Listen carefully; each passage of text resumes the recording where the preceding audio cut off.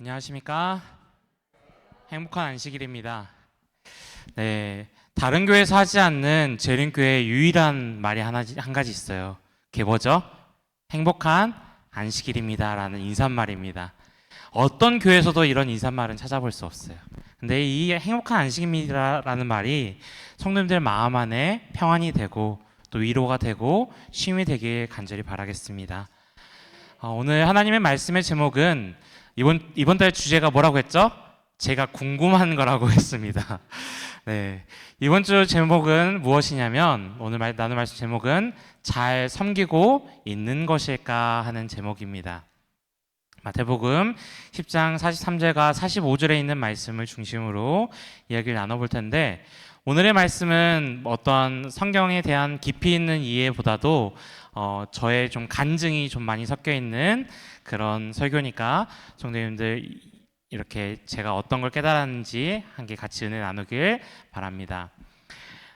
여기 그림에 있는 전도사 참 잘생겼죠?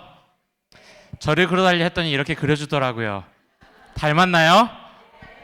참 복이 많으십니다, 성도님들.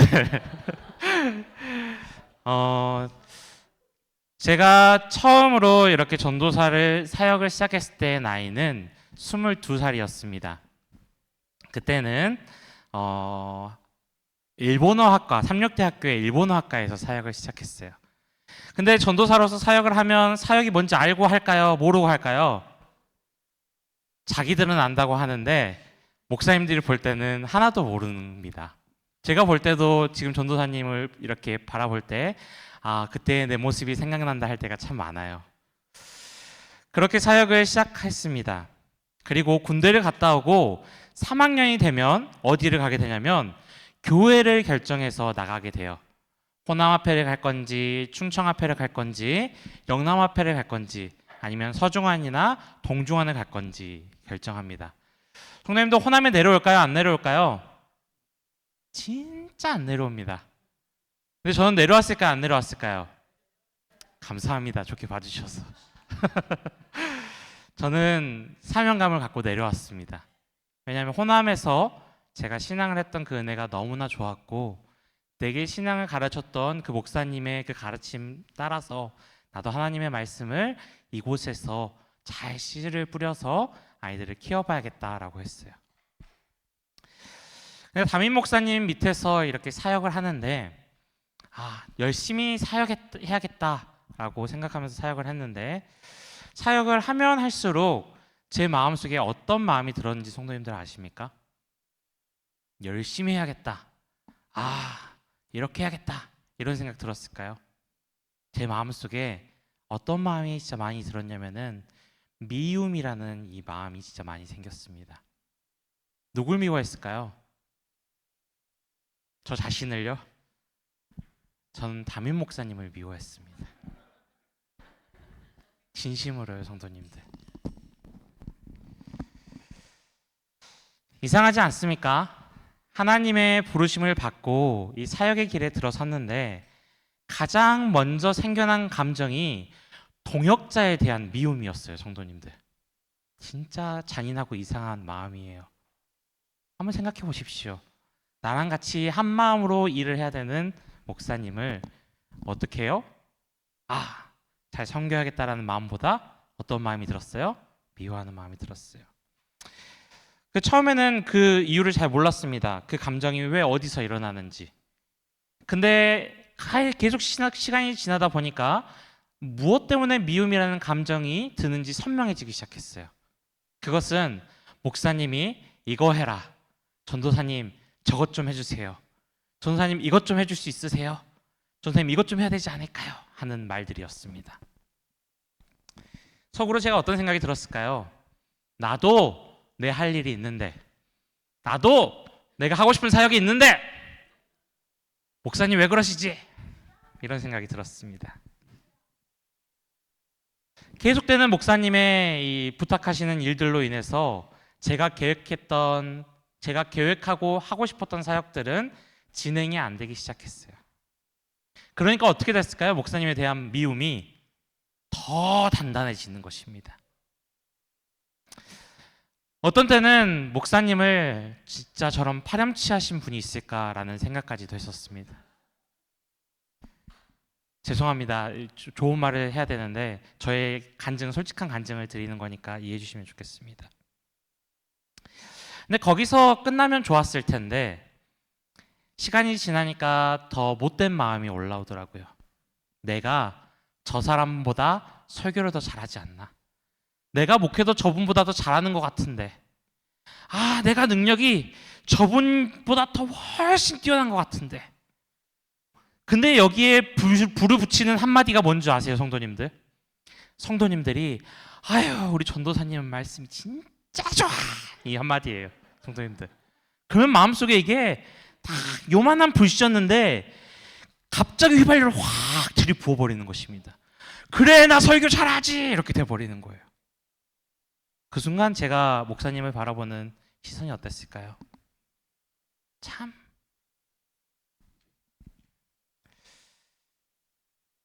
못된 마음이었습니다. 그런데 성도님들, 저만 이런 마음을 가져봤을까요?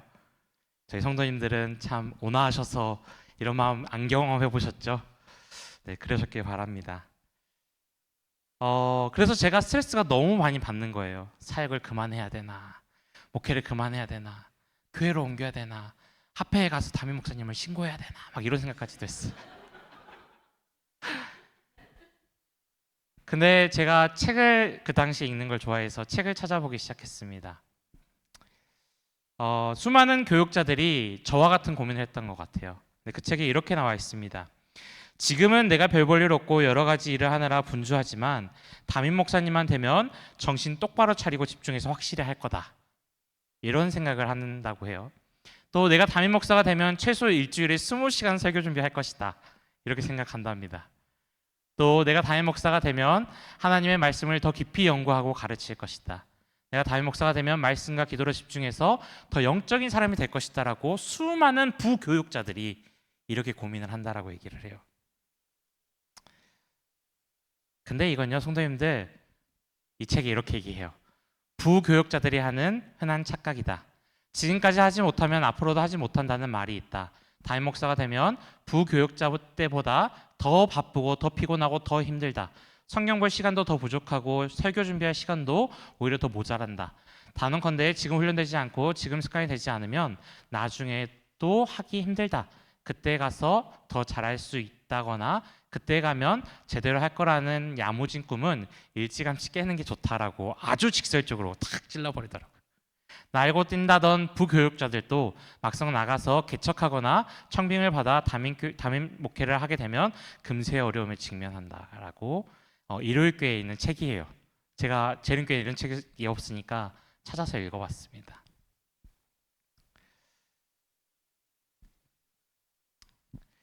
선생님, 전도사들이 이런 고민들을 사실 해요. 근데 이런 고민을 왜 하게 되냐면 자기들도 힘들기 때문에 그러거든요. 네.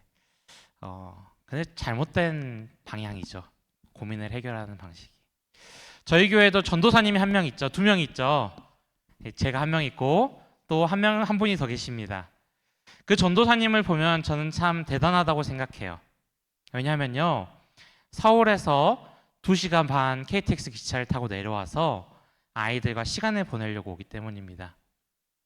아이들과 고군분투하려고 애쓰는 전도사님을 보면 저는 참 되게 기특하고 저를 보는 것 같아서 참 멋있어 보이는 것 같습니다. 그래서 저는 이 책을 전도사님께 좀 선물해 드렸어요. 왜냐하면 전도사님이 나와 같은 실수를 하지 않았으면 좋겠어서. 성도님들도 저희 전도사님 많이 이뻐해 주시고 멀리서 와서 너무 고생했다라고 항상 인사해 주시고 잘 이렇게 돌봐주시면 좋겠습니다.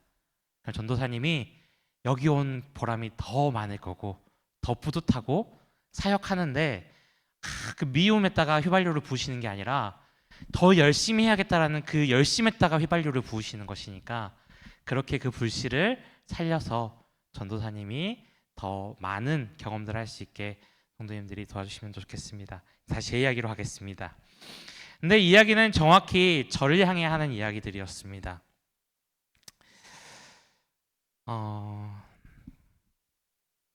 근데 이거는 단순히 목회자들의 이야기만은 아닐 거예요. 우리 모두들의 이야기일 거라고 생각합니다. 직장에서나 가정에서나 공동체에서 우리는 늘 누군가 위에 있는 사람을 향해 어떠한 판단을 하기도 하고 미움을 품기도 합니다.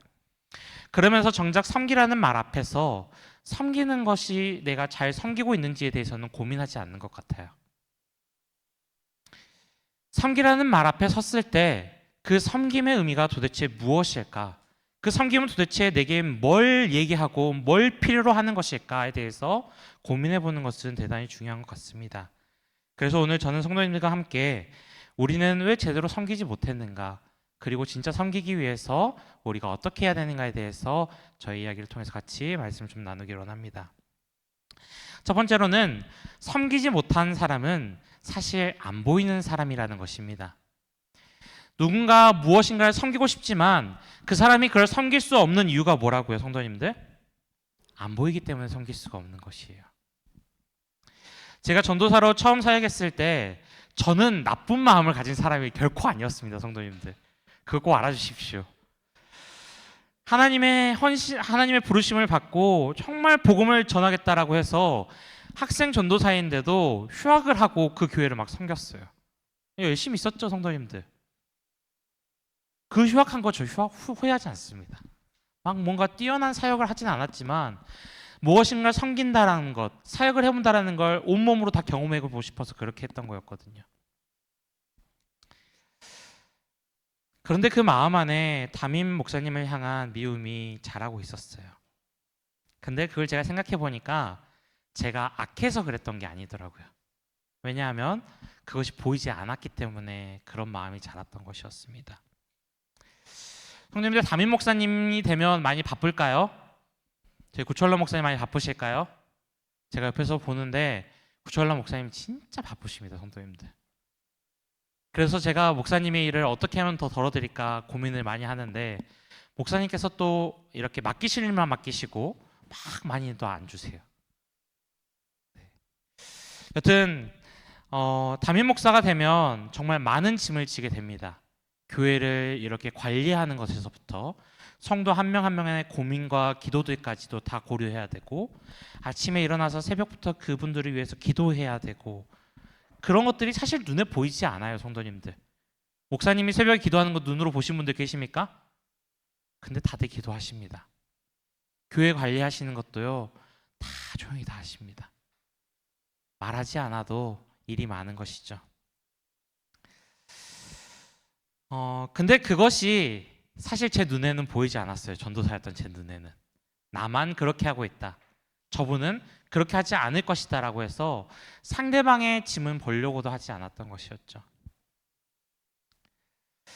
이 이야기가 근데 성경에도 기록되어 있습니다. 선한 사마리아의 비유인데요, 누가복음 10장에 있는 이야기입니다. 형님들 이야기 잘 아시죠? 이 성경장에서 제일 많이 반복돼서 나오는 이야기가 무엇이냐면요, 보고 보았다라는 단어입니다. 세 사람이 등장하는데 세 사람이 보고 한 행동에 대해서 성경은 기록해 놓고 있어요. 제사장이 그것을 보고 지나갔다라고 성경이 기록하고요, 레위인이 보고, 레위인은 어떻게 했어요? 보고 피하고 지나갔다라고 얘기하고 있어요. 사마리아인이 보고 뭐 했다라고 해요? 불쌍히 여겼다라고 성경은 기록하고 있습니다. 두 사람은 쓰러진 사람을 모두 다 눈으로 보았습니다. 근데 그 사람을 어떻게 했어요? 보고 지나쳤어요. 그 사람의 고통과 아픔의 무게가, 그분의 그 아픈 사람의 짐이 어디에 닿지 못한 거예요?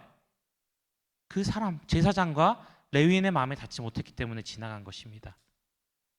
그들이 지나간 이유가 무엇인지 아십니까? 부정해진다라는 민수기의 율법 때문이었어요, 성도님들. 여튼 계속 보겠습니다.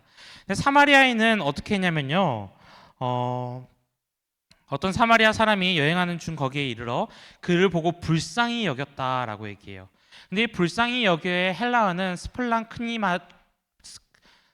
죄송합니다. 스플랑크니조마인데 제가 좀 긴장해가지고, 이 단어는 무슨 뜻을 가지고 있냐면은 불쌍히 여긴다는 말에 동정이라는 뜻을 가지고 있는데 단순하게 동정을 여기는 마음이 아니에요. 그냥 저 사람 불쌍하다 이 정도가 아니에요. 어느 정도냐면은 이 뜻의 원래 단어의 유래 어디냐면 내장입니다. 안에서부터 깊이 뭐 하는 거예요? 안타까워하는 마음이 드는 거예요. 이 단어가 또 어디에 쓰이냐면요, 탕자가 아빠에게 돌아왔을 때 그 반응입니다. 격한 감정인 것이죠. 그래서 이 사마리아인은 이 아픈 사람을 어떻게 보았다는 거예요? 내가 아픈 것처럼 나와 같이 그렇게 여겼다라는 것입니다. 사마리아인은 이 사람의 고통이 누구의 고통과 같다고 생각한 거예요? 나의 고통과도 같다 생각한 거예요. 즉 상대방의 짐이 무엇이었는지 사마리아인은 보았다라는 것이 이 성경이 얘기하고 있는 의미입니다. 그래서 제가 보면서 생각 들었던 것이 무엇이었냐면은, 섬김이라는 것은 무엇인가를 하고 마는 의지에 결정되는 것이 아니라 시각의 문제인 것 같다라는 생각이 들었습니다. 예수님 당시를 한번 생각해 보겠습니다. 제사장과 레위인이 왜 피해서 지나갔을까요? 시체를 만지면 부정해지는데 이 부정해지고 나서 정결해지기까지의 과정이 너무 복잡합니다, 성도님들. 붉은 암송아지를 잡아가지고 그것을 불에 태우고 거기에다가 우슬초 막 정결초 막 재료들을 막 넣어가지고 그걸 재로 만들어가지고요 7일 동안 그것들을 가지고 있다가 뿌려야 되는데, 뿌리는 것도 나 혼자서 뿌릴 수 있는 게 아니라 정결한 사람이 나에게 와서 그거를 3번째 되는 날에 뿌려주고 7번째 되는 날에 또 뿌려주고 그 7번째 되는 날 밤에 내가 정결해질 수 있는 거예요. 그럼 성도님들, 7일 동안 이 부정한 사람은 격리가 되는데 이 격리된 사람이 자기 일을 할 수 있을까요? 없을까요? 없어요. 사람들이 살면 뭘 많이 생각하면서 삽니까? 내 일을 생각하면서 살아가요. 제사장에게는 성전을 돌보는 게 자신의 일입니다. 레위인에게는 율법을 지키고 자기의 일을 하고 살아가는 게 자기의 일이에요. 근데 자기의 일을 하지 못할 것이 뭐가 된 거예요? 염려가 되고 불만이 되고 문제가 되었기 때문에 지금 뭘 돌보지 못한 것입니까? 이 불쌍한 사람을 돌보지 못한 것이에요.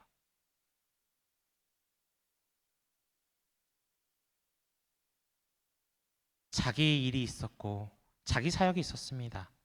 그리고 그 사역에 방해받기 싫어서 보고도 뭐 했어요? 지나갔고 보고도 피해서 지나갔다라는 것입니다. 근데 이 성경을 보고 이 이야기를 보고 저도 그런 것 같다라는 생각이 들었어요. 내 사역이 방해받는 것이 싫었고 방해하는 목사님이 미워졌던 것이죠. 그래서 뭐 했어요, 성도님들? 지나가고 피했던 것입니다. 1961년에 이스라엘의 예루살렘에서 열린 나치 전범 아돌프 아히만이라는 사람입니다. 잘생겼죠? 진짜 나쁜 사람입니다. 히틀러의 가장 가까운 친위대에 있었던 사람입니다. 근데 이 사람이 무슨 일을 했냐면은 600만 명이라는 유대인들을 이송하면서 학살하고 죽이던 사람이었어요. 600만 명의 성도님들. 600명도 아니고 몇 명이요? 600만 명 본 적 있으십니까? 600만 명 보기도 힘들어요, 성도님들. 이 사람이 재판받는 장면이에요. 이 사람이 근데 성도님들 보시기에는 어떻게 보이십니까? 성도님들이랑 달라 보이지 않죠? 평범해 보이죠? 사람들이 이 아돌프 아이만을 생각하면서 뭘 생각했냐면요, 그 사람은 피에 굶주린 잔인한 괴물처럼 생겼을 거야 라고 생각을 많이 했어요. 왜요? 600만 명의 사람을 죽인 사람이니까요. 근데 사람들이 이 재판을 보면서 느낀 것은 무엇이었냐면, 아이만은 너무나 평범하고 모범적이고 근면하고 성실한 관료였다라고 이스라엘의 그 하나 아렌테라라는 사람이 쓴 이스라엘의 아이히만이라는 책에 그렇게 기록되어 있어요. 이 사람이 그렇게 했던 이유를 재판장에서 이렇게 설명합니다. 나는 단순히 상관의 명령에 복종했고 나는 직무의 승진을 위해서 내가 그렇게 했을 뿐입니다 라고 얘기를 하는 것이에요. 그래서 나는 법적으로는 전혀 문제가 없는 사람이에요 라고 얘기하는 것이에요. 그걸 보면서 이 독일 철학자인 이 한나 아렌트가 이 재판장에서 재판을 참관하고 이런 말을 했습니다. 다른 사람의 처지를 생각할 줄 모르는 생각의 무능은 말하기의 무능을 낳고 행동의 무능을 낳는다라고 얘기하고 있어요. 그러니까 다른 사람의 처지를 생각하지 못하는 것을 무능한 것이라고 생각하는 것이에요. 능력이 없기 때문에 그렇게 한 것이다라고 생각한 것입니다. 근데 이 무능을 세 가지로 구분하고 있어요. 첫 번째로 뭐로 생각하고 있어요? 생각, 두 번째는 말하기, 그리고 세 번째는 행동에 대한 무능이라고 얘기하고 있습니다. 그러면서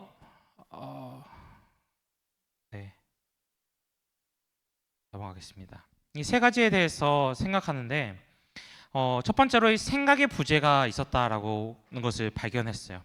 아이만은 자기 자신이 하는 일의 시스템에서 어떤 결과와 어떤 의미가 이렇게 나타날지 몰라서 생각해 보지도 않고 그냥 위에서 시키는 대로 했다라고 재판장에서 계속 얘기하는 걸 보고 이렇게 생각한 것입니다.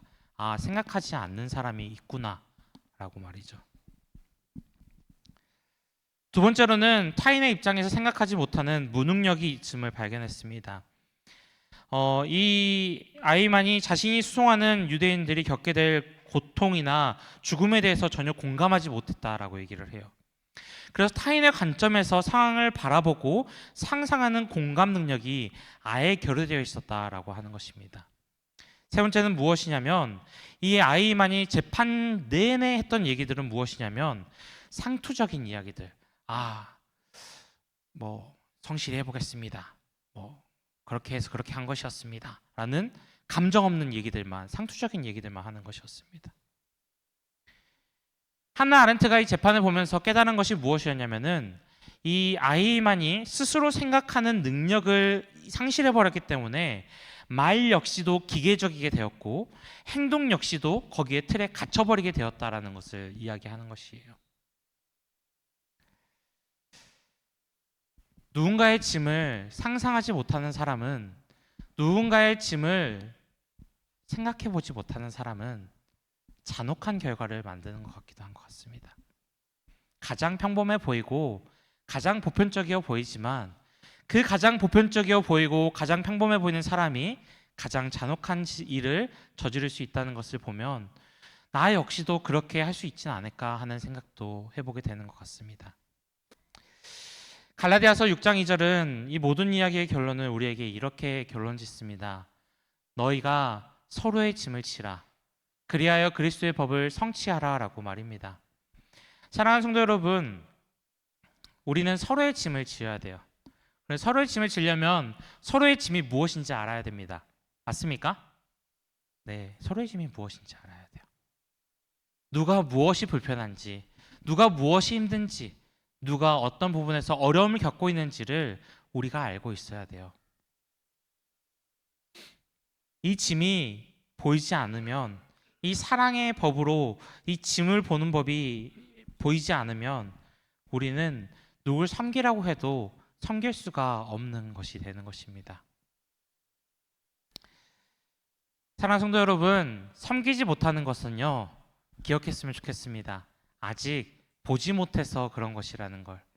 그리고 그 사람이 볼 수 있게 나의 짐이 무엇인지, 그리고 상대방의 짐이 무엇인지 같이 지어볼 수 있게 되길 간절히 바라겠습니다. 두 번째입니다. 짐은 그 자리에 서봐야 볼 수 있다라는 것입니다. 제가 부부 목회자로 목회를 하다가 3년 동안 하나님의 인도하심이 있어서 시골 교회를 돌볼 수 있게 되었습니다. 저는 시골 교회에서 제가 목회를 하면 참 잘할 거라고 생각했어요. 왜냐하면 말씀만 잘 준비해 가면 되겠지라는 것이 저의 목회에 대한 생각과 이해였거든요. 근데 갔는데 어떤 일들이 터지냐면요, 사람과 사람과의 관계에 문제들이 터지는 것입니다. 누가 저런 말을 해가지고 나 이제 교회 안 나와요 이러는 것이에요. 그럼 가가지고 집사님 그거는 이래가지고 이랬대요. 그래가지고 이랬으니까 화 푸시죠. 이렇게 반대로 가가지고 이래서 이랬답니다. 화 푸시죠. 이게 쉬웠을까요? 어려웠을까요? 너무 어렵더라고요. 근데 그것도 시간이 지나다 보니까 어느 정도 노하우가 좀 생겼어요. 약간의 능청스러움과 뭐 재치들 같은 걸 좀 섞여서 하면은 그 시골 어르신이 착하셔가지고 금방 이렇게 마음을 또 풀어주시더라고요. 근데 문제는 또 무엇이었냐면은 교회에 또 행정이라는 것이 있더라고요. 회의해야 되는 회의법에 대해서 아무것도 모르니까 맨 처음에 막 얼렁뚱땅 막 회의를 하는 것입니다. 그럼 막 장로님이 전도사님 그렇게 하면 안 되는데요. 그럼 어떻게 해야 됩니까? 이렇게 물어보고 회의가 막 1시간 막 돼버리는 것이. 그럼 오후 일을 해요? 못해요? 못해요. 제가 최대로 2시간까지 회의를 해봤습니다. 그걸 다들 주무시더라고요. 회의하시다가. 그것도 능력이더라고요. 근데 어느 날 이제 교회에 보니까 제가 교회를 가자마자 이 수도요금을 보니까 수도요금이 막 10만 원씩 나오는 거예요. 근데 저도 자취를 해봐서 물이 이렇게까지 많이 나오진 않을 텐데 왜 이렇게 많이 나오지 했는데 어떤 집사님이 여긴 교회는 상업용이어가지고 물값이 많이 나오는 거라 이러시는 거예요. 그래서 그 부분에 대해서는 전혀 생각하지 않았어요. 그렇게 1년을 제가 보냈습니다. 근데 아무리 해도 이건 너무한 것 같은 거예요. 그래서 전화를 해봤더니 물값이 너무 많이 나오는데요. 그 수도청 그 수도 관리해주는 데서 얘기해 주더라고요. 누유가 있다. 찾아보자. 그래서 이 엑스레이 건까지 막 찾아가지고 막 했는데 찾았을까요? 못 찾았을까요? 못 찾았어요. 엑스레이 건은 안 나와요. 막 싸구려 엑스레이 건으로 막 이렇게 찾는데 막 이렇게 막 찾는데 안 보입니다, 성도님들. 뭐가 문제인지 아십니까? 변기 커버 물 막는 뒤에 물 담아놓는 데 있잖아요. 그 커버 고무 마개가 시간이 지나면 헐거워져서 그 사이로 물이 샌다는 것입니다. 멍청했죠, 그것도. 너무 괴로웠습니다. 내가 좀만 지혜로웠으면 교회에 돈을 120만 원 아꼈을 텐데 내가 멍청해서 그랬구나. 그러면서 교회의 모든 일이 계속 부담스러워지는 것입니다, 성도님들. 너무 힘들다. 막 피하고 싶고 막 마주하고 싶지 않고 그렇게 되는 것이. 그러면 성도님들이 3년 동안 평안한 삶을 사시면 좋겠지만 정말 어려운 문제들이 막 터져요. 아프시고 다치시고 막 뭐 사기도 당하시고 이런 일들이 당하시면 가서 막 함께 위로해주고 시간 보내드리고 하는 것들. 그런데 또 일주일에 설교는 막 3번씩 해야 되고 설교를 20시간씩 준비하는 건 불가능합니다, 성도님들. 죄송합니다. 제가 담임 목사의 자리에 서보기 전까지는 그 일을 알았을까요, 몰랐을까요? 전혀 경험할 수 없는 일들인 것이었죠. 느헤미야 2장에 있는 말씀을 좀 보겠습니다. 느헤미야가 바벨론 왕궁에서 왕이 술 맡은 관원장, 이 환관으로 있었습니다. 이 예루살렘의 성벽이 무너져 있는 것을 생각하며 느헤미야가 소식을 듣고 재건을 해야겠다라고 생각합니다. 그리고 느헤미야 2장 11절과 13절에 사흘 동안 예루살렘에 이렇게 거하면서 밤에 일어나서 사람들과 함께 둘러보았어요. 근데 자기가 타고 있는 짐승에는 아무것도 발견하지 못하고 밤에 골짜기 문으로 가서 성문이 무너진 것과 성문들이 불탄 것을 살펴보게 됩니다.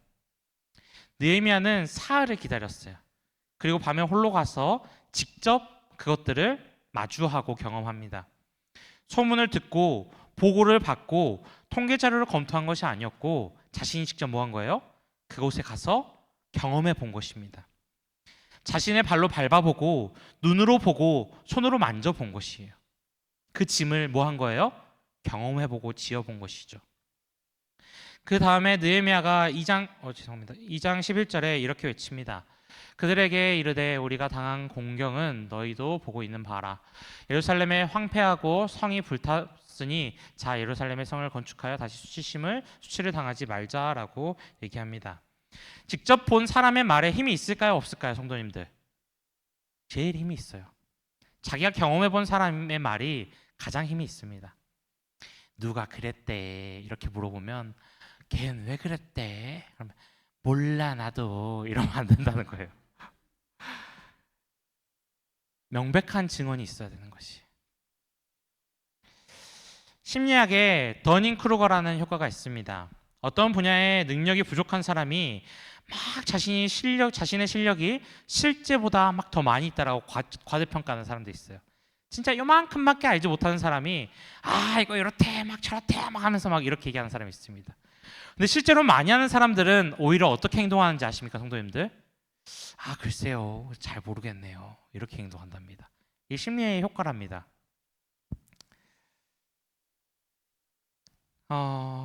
저는 전도사였습니다. 요만큼밖에 모르는 애가 뭐 한 거예요? 이렇게 많이 합니다, 여러분. 저 좀 봐주세요. 이렇게 한 거예요. 근데 실제로 아는 목사님은 어떻게 하신 거예요? 저 철없는 전도사를 그냥 바라보고 돌봐주시고 인도해 주셨던 것이죠.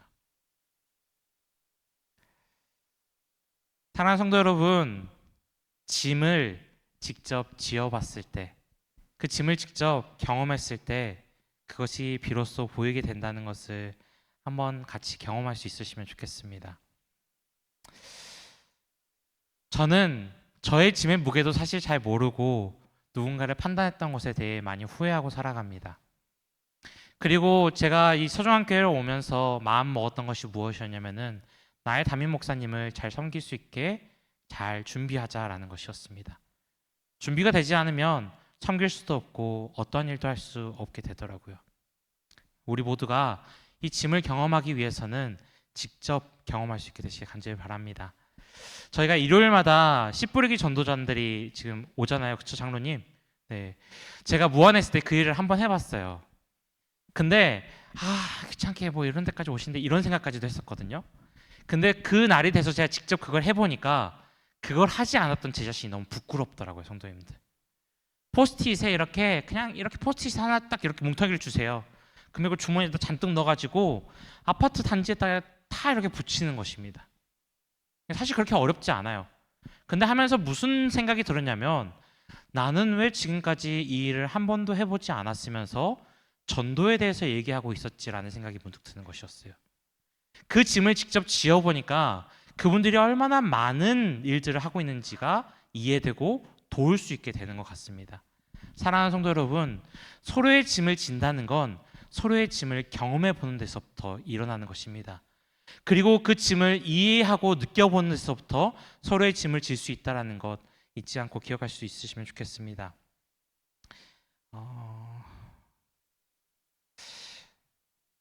이 말씀을 보면요, 예수님께서 이 대제사장은 우리의 연약함을 동정하시 못하시리가 아니요 모든 일에 우리와 똑같은 시험 받으신 이로되 죄는 없으시니라 라고 말씀합니다.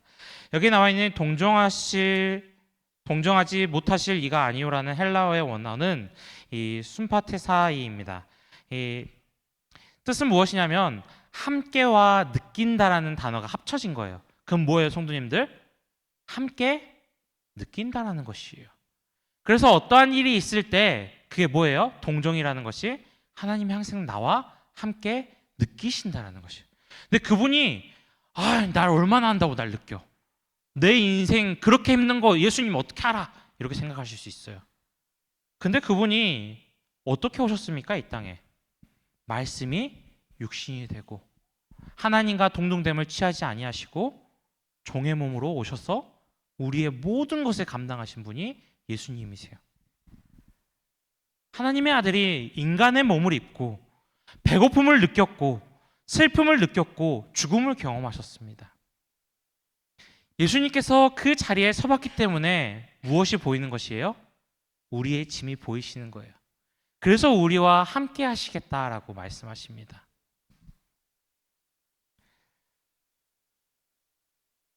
사랑하는 성도 여러분, 섬김은 어떠한 의지만으로는 잘 안 되는 것 같아요. 타인의 짐을 짊어지는 그 마음을 하나님께 간구하게 되시길 바랍니다. 그리고 그 예수님과 같은 마음으로 누군가를 온전히 섬길 수 있는 저희 교인들이 되시길 간절히 바라겠습니다. 마지막으로 세 번째입니다. 파렴치한 사람들도 섬겨야 할까입니다. 어떻게 생각하십니까, 성도님들? 파렴치한 사람도 섬겨야 될까요? 섬겨야 됩니다. 세상에는 정말 파렴치한 사람이 많습니다. 부당하게 요구하는 상사도 있고요. 어떤 일을 대신 해줬는데도 감사할 줄 모르는 사람들이 있습니다. 어떠한 사람이 나에게 잘못했는데 미안할 줄도 모르는 사람들이 있습니다. 섬김을 당연하게 받아들이고 더 달라고 하는 사람들도 있어요. 그러면서 뭐 어쩌라고 하는 사람들도 있습니다. 이런 일들 경험해 보신 적 있으십니까? 저는 자주 경험합니다, 성도님들.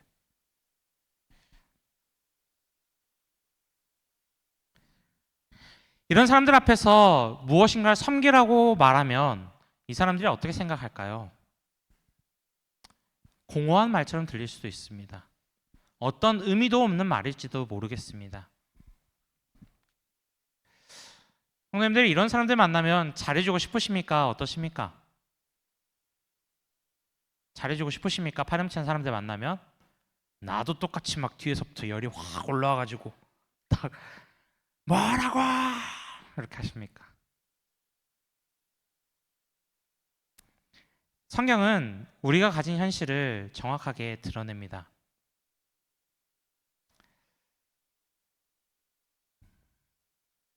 누가복음 17장에 보면 나병 환자에 대한 이야기가 기록됩니다. 10명의 나병 환자가 예수님께 치료를 딱 받으러 와가지고 몇 명만 예수님께 와가지고 감사하다라 얘기했어요? 한 명만. 거기 예수님 뭐라 하십니까? 나머지 9명 어디 갔느냐? 이렇게 물어보세요. 뭐 할 줄 모르는 거예요, 성도님들? 감사할 줄 모르는 거예요.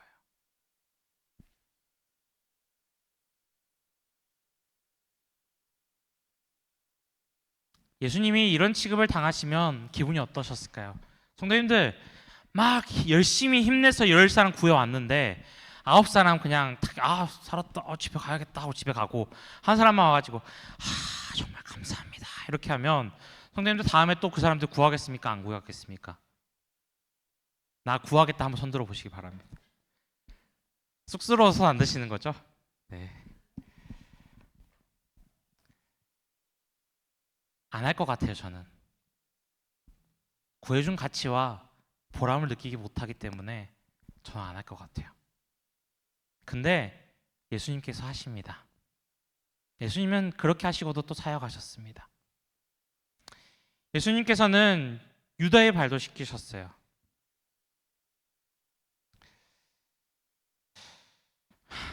네, 여기 키케로라는 이 철학자가 유무론이라는 책에 이렇게 얘기합니다. 신께서 우리에게 이성뿐 아니라 부끄러움도 주셨다라고 말이죠.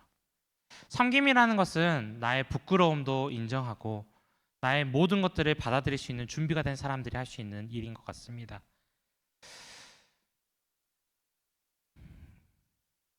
네, 시간이 없으니까 이 부분만 하고 넘어가 끝내겠습니다. 예수님은 섬길 만한 사람들만 섬기지 않으셨어요. 이 요한복음 13장의 이 마지막 만찬의 이야기에서 예수님께서 누구를 또 섬기시냐면 자신을 배반할 누구요? 유다를 섬기셨어요. 예수님은 자기를 배반할 줄 알고 계셨어요, 유다가. 그런데도 성도님들, 예수님이 뭐 하셨습니까? 자신의 죽음이 이른 줄 알고도 그의 발을 씻기셨어요, 성도님들. 이 자리에 누구 있었습니까? 예수님 제자들 다 있었어요. 야고보와 요한도 이전에 뭐라고 했냐면은 예수님 옆에 높은 자리에 앉혀주십시오. 딱 이렇게 얘기했던 사람들이에요. 베드로는 이후에 얼마 뒤에 예수님을 3번 부인할 사람이었습니다. 예수님이 아셨어요. 근데 예수님이 어떻게 하셨습니까, 성도님들? 발을 씻기셨습니다. 가장 낮은 지위에 있는 사람이 발을 씻기는 일을 합니다. 근데 예수님은 이 무리에서 어느 위치에 있는 것 같으세요, 성도님들? 우리가 일반적인 생각하기에는 가장 으뜸이 되는 존재라고 생각을 해요. 근데 그 으뜸이 되는 존재가 자기는 언제든지 낮아질 준비가 되어 있음을 우리에게 의사를 표현하고 있습니다. 자신을 배신할 사람의 발을 씻기셨고 자신을 팔아넘길 사람의 발을 씻기셨습니다.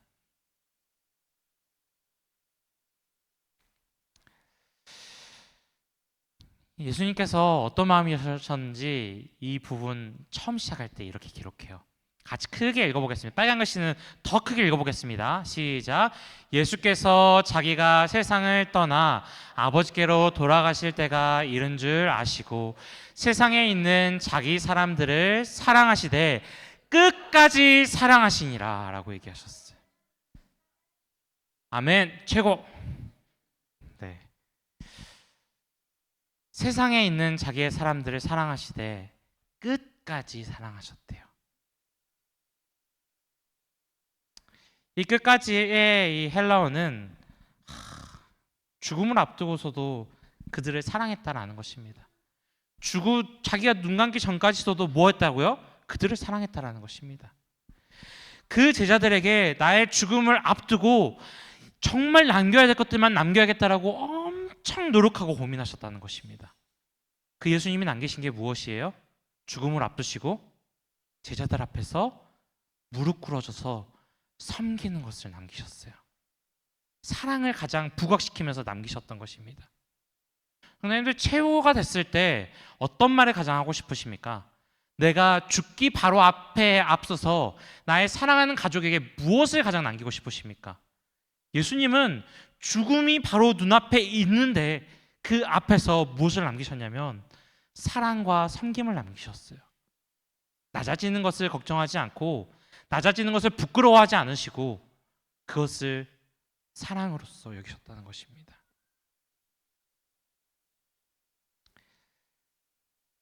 우리가 아직 죄인되었을 때 그리스도께서 우리를 위하여 죽으심으로 하나님께서 우리에 대한 자기의 사랑을 확증하셨느니라 라고 얘기합니다.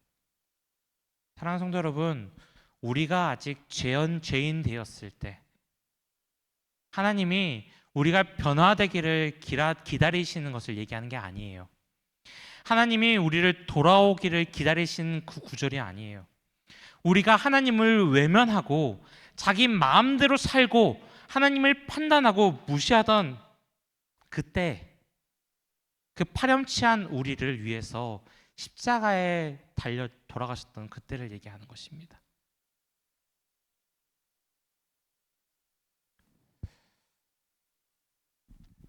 세상이 말하는 섬김은 저 사람 좀 섬길만 한데 저 사람 밑에 가면 좀 배울 만한 거 있을 것 같은데 이게 섬김이에요. 가치가 있으면 섬긴다는 것입니다. 하지만 예수님의 섬김은 완전히 다른 데서 이 섬김의 출발이 시작됩니다. 하나님께서 나를 사랑하시니 나도 그들을 사랑하겠다가 예수님의 섬김의 출발점이에요. 사랑하는 성도 여러분, 이 구절만 읽고 말씀을 줄이겠습니다. 같이 한번 읽어보겠습니다. 시작. 너희 안에 이 마음을 품으라. 곧 그리스도 예수의 마음이니 그는 근본 하나님의 본체시나 하나님과 동등됨을 취할 것으로 여기지 아니하시고 오히려 자기를 비워 종의 형체를 가지사 사람들과 같이 되셨고. 바울은 더 열심히 섬기라고 말하지 않습니다. 예수의 마음을 품으라고 얘기합니다. 사랑하는 성도 여러분, 세상에 파렴치한 사람을 섬겨야 되냐고 생각이 들 때 파렴치한 나를 예수님께서 섬겨주셨다는 것을 기억하게 되시기 바랍니다. 파렴치한 나를 예수님께서 발로 씻어주셨다는 것을 기억하게 되시기 바랍니다.